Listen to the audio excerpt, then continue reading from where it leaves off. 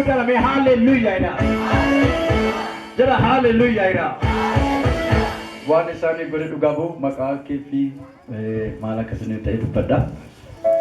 Sababa Waaqayyoo inni maqaan koo Gadaan jedhama. Isheen kun haadha warraa kooti. Isheen kun mucaa keenya ishee hangafaati. Isheen kun mucaa keenya ishee lammaffaa Kennaa jedhamti. Isheen kun Waadaa jedhamti. Isheen kun mucaa keenya ishee sadaffaa Miiltoo jedhamti. Kun kan obboleettii keenyaati. Kan obboleettii ishee ammaa isheen illee akkuma dhala keenyaatti kun nu biraa fuudhittee. Egaa waa tokko ittiin isin hima. Biyya kana keessatti isa ta'u addunyaa irratti meeshaan jijjiirraa kan miidhaa, kan namaa, kan harkaa waan baay'ee yaadaniif waan isaan hin mokkorin hin jiru. Garuu tokkitti jijjiirraa lubbuu dhala namaa kan ta'e amma irraatti hin argatu. Kan jijjiiruu danda'us kan jijjiires hin jiru. Inni kan goof kan keessa hin jijjiire garuu lafa kanarra hin jiru. Yesuus Kiristoos bichaa nu galateeffadha.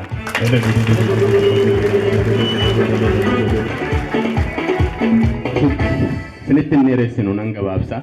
Yeroo akkasitti dhaabannu waan fakkaachuu danda'a. Salphaa. Maali dhala godhachuutu ajaa'iba jechuu dandeessu. Keenya garuu ajaa'iba. Akkamitti ajaa'iba yoo jettanii mucaan hanga isheen lammaffaa kuni akkuma akeeka Waaqayyootti mucaa kana godhannee ishee lammaffaa kana carraa mana barumsaa argattee deemee gaafa nasi Finfinnee jiru nuti mucaa karoora hin qabnu. Haadha ishee kana gabaabsee yoo isin hime hafuura biyya lafaa kan digimtii kan jawwee kan maalii kan waan isaaniin ergine hin jiru hundumaan dadhabanii qoricha nyaachisan. Kana hundumaa namatti himne nuti du'aaf garaa kutattee mucaan kun gara ji'a ja'aati. Waaqayyo yeroo sana churchiin kun goodaa jira. Addana waldaa raajii eebbaa fa'aa biraan finnaa iddoo biraatti hin geggeessine. Ani waldaa Finfinnee keessa jiru keessaa kana hin dhanne hin jiru. Garuu hin himadhu. Hin himne maatii isheettis as jiru. Gaafa tokko akkas hin jedhen mucaan kun xiqqoo waan taateef cannaqameen akkas jedhe. Kan nama isin dhibu mana ilaagaleenanii ilkaan chaarjerii laaptooppiin bita jedhee mana foonii dhaqe. Hiriyaa kootti hin himne namatti hin himadhu. Har'an lafa iddoo aarsaa kanaa dhaabadhee dubbata. Namni mana kompiiteraatiif meeshaa bitadha jedhee mana foonii hin naqu yaadaa gammata. Egaa amma makkanneeffaa doonatu beeka. Akkasiin jedheen galeen waa tokkitti murteeffadha. Yoo fedha kee didee ishee sassaabuu barbaaddate anis mucaa kana jirrakkachuun lubbuu ishee lubbuu koon jijjiiri. Jireenya koo jireenya isheen jijjiiri isheen jiraattu anana sassaabi. Ani mucaa kana jirrakkachuu waan ani hin barbaanneef jiraattee erga nama kana mana foonii fi mana sibiilaa adda baasuu wallaalee maaf amma kana dhibbadhaan maaltu nu rakkise harki biyya lafaa eega ishee irratti ka'e kan koo isheen jijjiiri jennaan akkas naan jedhe tun sitti himin mana keerra waan ga'u jedhe an maatiitti isin himu eenyuttuun himu isheettuu naasa'u sababiin isaa maaliif miidhamteetti waan ta'eef iddoo miidhamti kan jedhuuni kolfaa mana deema akkuma sabayyaattan deema uffadheen deema nan taphadhaa garuu yeroon karaarra deemu umurii madeen guunguman ture mucaan kun akkas jedha obboleettii kanaan mana kadhannarra waan annanneessuuf raajiin eebbaan kadhatu turanii goodaa sanatti yeroo sana. Waaqayyo akkas jedhen kuni hinduutii finne mucaan isinii kennaa jedhen galtee akkas jetten raajoonni jabana kanaa kun rakkina koo laaluu dhiisanii bifa koo laalanii natti raaju Waaqayyo si akka namaa garaa natti jabaate ani mucaa maalan barbaada ofii duufan jedha ishee kana namni guddisu jiru jette anis nan dhiise mucaan kun ji'a afur garaatti haftee ji'a afur qorichitti liqeeffamee hin teesse ilaalaa yaada qaamirruu waan hundaa maal jedhama akka seera fayyaatti. Ji'a afur guutuu teessee aayireen etuun liqimsin mana qorichaatuun naqin laaboraatoorii etuun naqin etu ogeessa biran naqin etu ijoo keessaan argin waa tokkitti kanan dhagayemoo maal kan jedhudha tuun sitti himee waan ta'u waan jedheef ani mucaa kana godhachuu hin danda'u yoon akkas ta'e minaamin jettiuni tuuti deemtu xophettee dhalattiin jedhe guyyaa isaa yaadadhuu raajii eebbaa fa'aa bira dhufneenna natu si gargaara siin jedha Waaqayyo jedhan ani hin kadhatu jedhanii naan waldaa jiru numan naqan maa seetan lallabin hin jedhan maal naan jedhu seetan hiriyoonni koo itu warri qaallu faddeeyyuu mana raajii see dhaqaanan jedhanii akkasitti bifa qalbiitiin illee yeroo ijoolleen hiriyoonni qo'aasaan jira.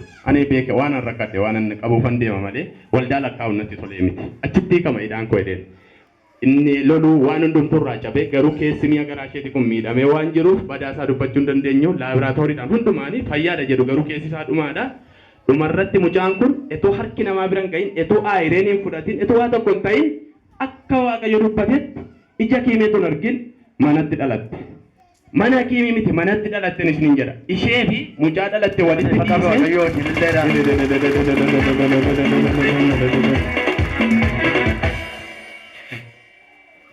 ishee fi mucaa dhalatte walitti dhiiseen naqee kiimii fidee dhufee an dhuursise.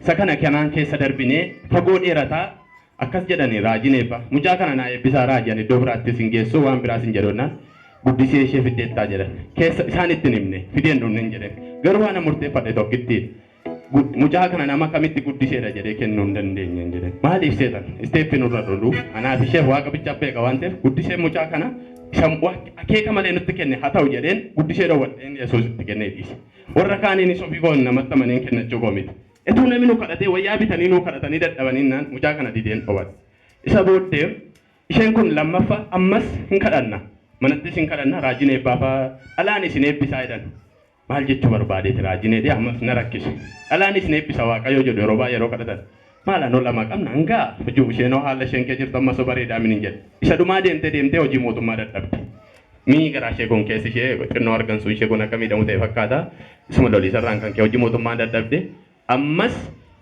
manatti asitti waaqayyoo dubbateera karaa raajii didee gaafa nuti jalaa qabuu dinnu mucaa wajjin kadhannu tokko jira Kuletti ishee asirratti yookaan 2014 mucaan mana keessan keessatti argaa jira. Kuni kaajja'uudha jette. Atillee diddeettaa jedhamu jecheennan inni waaqayyo jedhe garuu hin taa'e. Dhugaan isiniin jedha akka nama manatti ulfaa'etti etuu haadhi dhalte haadhi godhatte haadhi isheen argin abbaan isheen argin kunooti as keessa taa'aa jiru. Hin nofsine bakka ofitti murteessine amma moo du'aan kadhachuu barbaade sababiin isaa isteeppi isheen irra jirtu hundumtuun ulfaata akka namaatti akka fooniitti garuu guyyaa sana qofa isa dubbate lammata bakka waaqayyoon dide nutti hin dubbatu. Yoon sagantaa deemu ankoon attaasaa kan jireenya qonaasaa kan biraanaasaa waa'ee mucaa garaa kee jirtu hin dubbatu garuu maaliif inni si lafite tokkitti hima dubbata waan ta'eef inni tokkuma hinuma dhiisi. Gaafa dhumaa maskaraam gaafa 5 yookaan 4 akkasitti naannoo kana fideen kaa'e. Bakka maaliif du'as ta'e jireenya har'a waaqayyo irraa waa dhagaanaan jetteen nan fidee dhufu. Gaafa fidee dhufu achi keessu raajii eebbaa kaasanii akkas jedhaniin. Hin cimti ergamoota konsiira madasiin jedha waaqayyo badaatti hin dhiphatin jedhanii. Naan bakka kanuma tokkitti erga waaqayyo akkas jedhanii jecha kana bichaa lammaffaa dhageenye hin raawwate. Gaafa sagalii galgala ciniinsuun hin qabee arramoonannee waan ta'eef akka isa gaafa duraan ta'uudhaan dafee ambulaansii waamee mana qorichaan gaafa nasii ga'u dhugaan isiniin jedhaa jira. Mucaan kun dhalachuu hin dandeessu akkaataa isheen dhufte galagaltoodhaa baay'ee gadeedhaa jedhan. Jecha kana gaafa isaan jedhanii inni iyyite isheenis nuti waan namoonni waaqayyo irratti kadhatan bishaan dibataa bishaan zayita dibataa eessaa maan ta'e nama waaqayyo irratti kadhate erga ta'e inni nutti gaafatama maal turuu rakkisenu itti fayyadamuun ga'ee keenya qabna farkaa nuti warri kaan akka fedha keessatti murtoo keessanis murteeffadha. Fuutee kana si kadhatame jira kan iddoo biraati waldaa biraarraa kadhatame illee walitti dabattee baattee deekaate ishee ijoollee waaqayyo hafuurri isaanii hafuura wal lolu waan hin taaneef zayita dibataa kanaaf bishaan kana walitti nattee gaafa si doddoo ettoo hakiimiin isheen galagaltee jirti mucaan kun dhalachuu hin dandeessu jettu mucaan hin dhalatte. Isheen kunis akka kanaan hin dhalatte. Hallelujah. Illeera gooftaa Yesuusiin. Waa tokkittiin isinii dhaama.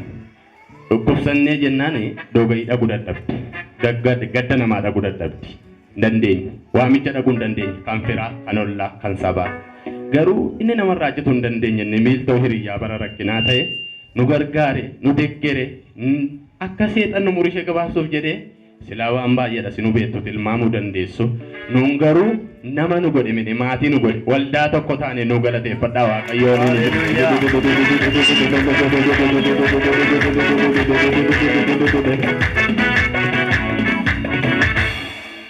ani waa'ee harka waaqayyoo lafa kanarra jiru waa tokko ittiin isinii dubbadha. Warra gooftaatti amantamme badaatti rakkatina kan warra gooftaatti namannee ani maatii ko nama dura dawwaa jiru ortodoksii kan ta'e fooqii irraa nama of darbachuuf jedhu karaa isheetti raajennaan har'a raajiin eebbaa raajii dogoggoraanatti raajeetti maal jennaan nama bira keetti irra dawwaa jira naan jedhe maqaan isaa balu jedheetti yoo wallaaltan illee dagadde jedhaa malee badaasaa dhaabattanii addanatti hafuura waaqayyo wajjin waliin falmina galtee gaafa isheen na gaafattu maali mucaa wasiila kootiitti irra dawwaa jiraan jedhe gaafan gaafadhu waa'ee gaa'ilaa irratti rakkoon isa quunnamnaa fooqii irraa of darbachuuf ture guyyaa gaafa sana lubbuu isaa tole. Abbaa koo biraa jaarsolii nama 16 du'e ganda tokkittii keessa raajiin eebbaa maqaa abbaa koo waamee dubbate amma irraa lubbuun jira. Isa kana haasofnee hin finne. Guyyaa saafa boombii shuggutii waan garaa garaa baatanii finfinnee mana barumsaatti nu fitoo dhufan uletti ishee asirii. Raajiin eebbaa silkiidhaan nan waaqayyotti meennaan raajan. Yoo guyyaa saafaa gaafa inni dubbatu facaasaa galgala ofii isaaniin qabaman. Yoo tamantan yoo feetan nu gargaara yoo jettan keenya ka warra kiristaanotaa seetan nu dhugaa baati ofii keessanii morraa fayyadamna yoo jettan lafa kana bukkee dhaabadhaa harka waaqayyo addana jiru bukkee dhaabadhaa an nama biran isiniin jedhe miti harka waaqayyo bukkee dhaabadhaa inni nu gargaare inni nurraa galagalche tugaddi jiru akka nu galateeffannu kan nu godhe isiniin qaqqabu akkuma keenya galateeffadhaan isiniin jedha Illee gooftaa Yesuus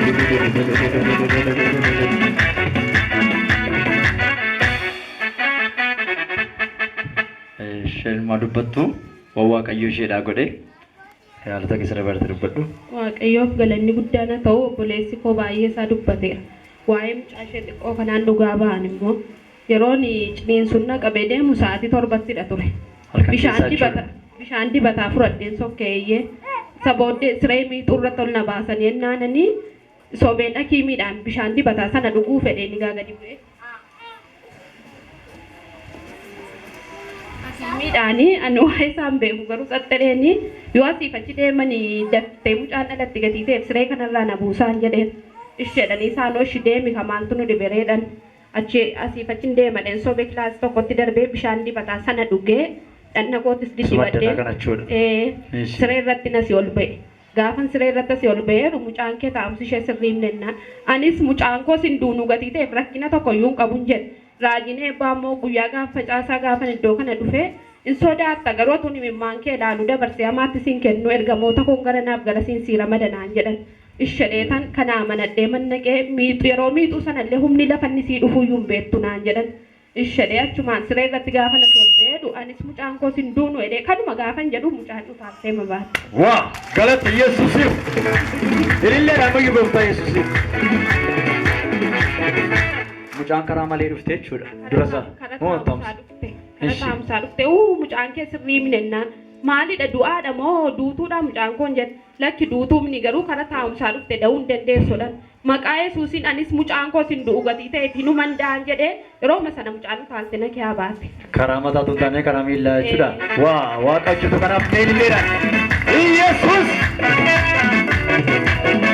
Ajaa'iba! Miraakiliidha kun dhugaadha. Meen mayyuu dabalaa lilleedha gooftaa Yesuusiif galata laadhaa. Mucaan keessa waan taanee kunoo nagaadha. Atis nagaadha. Waaqayyoof galata laadhaa mayyuu dabalaati meelilleedha. Akkuma kana kan rakkatanii dhaamsa akkamii qabdaan mee namoota amanuu hin dandeenye baatu jira yeroo baay'ee hin amananii bishaan dibataatti hin amananii yeroo hin jedhu kadhatamee namooti baay'een kan ittiin miidhamanii adaba kan argatan jiru kan itti qoosanii adabanis jiru dhaamsa namoota kanaaf dhaame.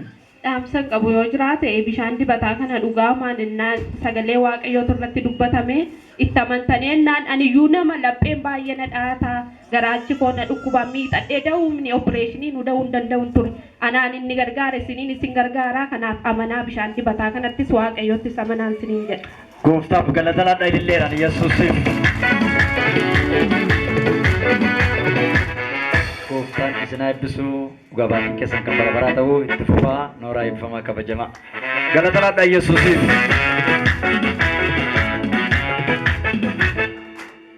Nama nu jira as keessa. Yeroo darbee sabboleettiin tokko akkasuma guddinirraa kan dhufte waan ajaa'ibaa miraakilii takkaa ta'e hin beekne kan isheesse. Mucaan gaafa dhufu karaa miillaa dhufe. Hin danda'amu ittiin jedhaniini. Mucaan kee carraa du'aarraan kan hafe atis hin duutaa mucaan akkatti dhufte namni akkasii ookkolee hin jirudhanii bishaan dibataasii qabdi dhugaa baatetti kan dhageessanitti yoo ta'e. Sila garuu lubbuun keessa haarate dhumeera eebbaan mana. Sadhumaa bakka dhumeera gaafa bishaan dibataatti nannu garuu eessa akka humni dhufeef hin beeknu. Mucaamaa ba'umaa fi iyyuu mucaa dhageenye hin duuteedhanii namoonni baay'ee doktoroonni biraa deebi'aniiru. Isheen afurri ishee sokkeedha. Hundumtuu maatiin hin ba'u garuu gaafa sana nu irraanfachiise bishaanuma akka baannee jirru yeroo tokko seetee nama irraanfachiise waaqayyo dinqii godhee mucaa